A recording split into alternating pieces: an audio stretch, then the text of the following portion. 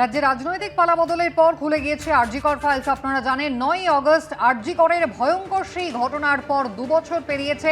মুখ্যমন্ত্রী নতুন করে তদন্তের আশ্বাস দিয়েছেন। তারপরে নির্যাতিতার বাবা তিনি অভিযোগ দায়ের করেছিলেন, যার ভিত্তিতে এফআইআর। এবং গতকাল প্রথমে নির্মল ঘোষ গ্রেফতার এবং তারপর রাতে গ্রেফতার হলো নির্মল ঘোষের আরেক সাকরেদ সঞ্জীব মুখোপাধ্যায়। 3 জনের বিরুদ্ধে অভিযোগ ছিল অভয়ার পরিবারের।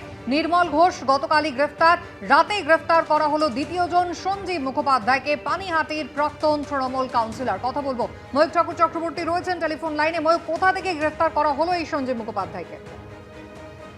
দেখো, ব্যারাকপুর পুলিশ কমিশনারেটের তরফ থেকে যেটা বলা হয়েছে যে প্রথমে নির্মল ঘোষ তাকে উড়িষ্যা থেকে অ্যারেস্ট করা হয় এবং গত 11 তারিখ অভয়ার বাবা যে লিখিত অভিযোগ দায়ের করেছিলেন তাতে এফআইআর নেমড ছিলেন নির্মল ঘোষ, তার নাম ছিল 1 নম্বরে। এছাড়াও সঞ্জীব মুখোপাধ্যায় প্রাক্তন কাউন্সিলর, তিনিও কিন্তু গোটা ওই ক্রিমেশনের যে প্রসেস সেই সময় উপস্থিত ছিলেন এবং তার নামও ছিল। গতকাল রাত 8টার পরে খড়দা থানা এবং ব্যারাকপুর পুলিশ কমিশনারেটের গোয়েন্দা পুলিশ তারা খড়দা এলাকা থেকে এই সঞ্জীব মুখোপাধ্যায় তাকে অ্যারেস্ট করেছে, এমনটাই পুলিশের তরফ থেকে বলা হচ্ছে।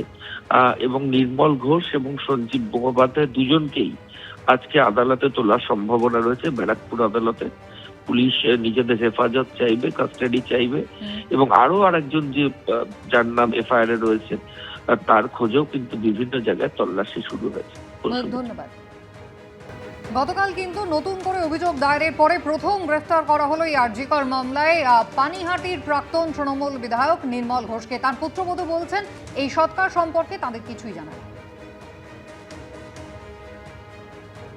পুলিশের কাজ করবেন, প্রশাসনের মতন এগোচ্ছে। বলতে পারবো না সেদিন এক্সাক্ট মানে কি হয়েছিল। বাবার সাথে তো ভাবে কখনো ক্লিয়ারলি কথা বলা হয়নি যে কি হয়েছিল বলো, তাকে তো আমরা কোয়ারি করতে পারি না।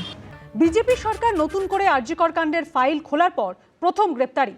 পানিহাটির প্রাক্তন তৃণমূল বিধায়ক নির্মল ঘোষকে ওড়িশা থেকে গ্রেপ্তার করল খড়দা থানা এবং ব্যারাকপুর পুলিশ কমিশনারেটের গোয়েন্দা বিভাগ। 2 বছর আগে অগাস্টের সামনে এসেছিল আরজিকর কাণ্ড। সেই ঘটনায় আরেক অগাস্টে গ্রেফতার হলেন পানিহাটির হেভিওয়েট তৃণমূল নেতা। এবার পুলিশের জালে পানিহাটির প্রাক্তন তৃণমূল বিধায়ক নির্মল ঘোষ। নতুন করে আরজিকর কাণ্ডের ফাইলস খোলার পর প্রথম গ্রেফতারি। রবিবারই অভয়া স্মরণ সভায় গিয়ে নতুন করে তদন্ত শুরুর নির্দেশ দেন মুখ্যমন্ত্রী। এখানে নির্মল ঘোষ, সোমনাথ দে, সঞ্জীব মুখার্জি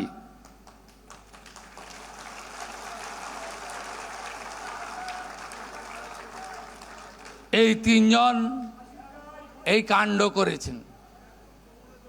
আমি সিপি আছে,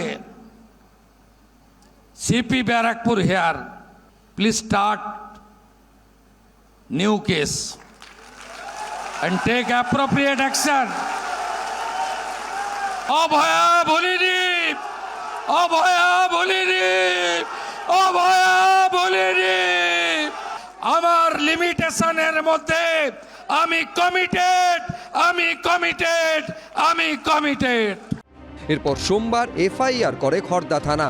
নতুন করে দায়ের হওয়া এই এফআইআরে পানিহাটির প্রাক্তন তৃণমূল বিধায়ক নির্মল ঘোষের বিরুদ্ধে তাড়াহুড়ো করে দেহ পুড়িয়ে দেওয়া সহ একাধিক অভিযোগ তোলে নিহত চিকিৎসকের পরিবার। তথ্য প্রমাণ লোপাট, অপরাধমূলক ষড়যন্ত্র, বেআইনিভাবে বাধা দান, জোর করে প্রবেশ, নথিতে কারসাজি সহ একাধিক ধারায় মামলা রুজু হয়। এই এফআইআর দায়েরের 3 দিনের মধ্যে ওড়িশা থেকে নির্মল ঘোষকে গ্রেফতার করল খড়দা থানা ও ব্যারাকপুর কমিশনারেটের গোয়েন্দা বিভাগ। অনেক আগে গ্রেপ্তার হওয়ার কথা ছিল। করেনি এমন কোনো পাপ নেই, করেনি এমন কোনো নোংরামি নেই। যদি দোষ করে থাকেন 100% শাস্তি হবে। নির্মল ঘোষ যদি দোষ করে থাকেন সিবিআই এতদিন অ্যারেস্ট করেনি কেন? 2024-এর 9 আগস্ট আরজিকর মেডিকেলে এমার্জেন্সি বিল্ডিংয়ের সেমিনার হল থেকে তরুণী চিকিৎসকের দেহ উদ্ধার হয়। শুরু থেকেই পানিহাটির তৎকালীন তৃণমূল বিধায়ক নির্মল ঘোষের বিরুদ্ধে মারাত্মক অভিযোগ তুলেছিল নিহত চিকিৎসকের পরিবার। 2 বছর পর অগস্ট মাসেই গ্রেফতার হলেন প্রাক্তন তৃণমূল বিধায়ক নির্মল ঘোষ। এই যে নির্মলবাবু এতদিন ধরে খুল্লা ঘুরে বেড়াচ্ছিলেন এত কিছুর পরেও, সেটাও একটা অদ্ভুত ব্যাপার। এইবারে দেখতে হবে যে সোমনাথ দে আর সঞ্জীব মুখোপাধ্যায় এবারে তারা কোথায় যাবে এবং কিভাবে থাকবে, কোথায় কোথায় গেছে, প্রভাবশালী যোগ তাদের জন্য কতটা কি হবে সেটা আমরা দেখতে হবে। পুলিশের কাজ করবেন, প্রশাসন মতন এগোচ্ছে। বলতে পারবো না সেদিন এক্সাক্ট মানে কি হয়েছিল। বাবার সাথে তো ভাবে কখনো ক্লিয়ারলি কথা বলা হয়নি যে কি হয়েছিল বলো, তাকে তো আমরা কোয়ারি করতে পারি না। শুক্রবার ব্যারাকপুর আদালতে পেশ করা হবে নির্মল ঘোষকে। সমীরণ পাল, ময়ূখ ঠাকুর চক্রবর্তী, এবিপি আনন্দ। এবিপি আনন্দ, এগিয়ে থাকে, এগিয়ে রাখে।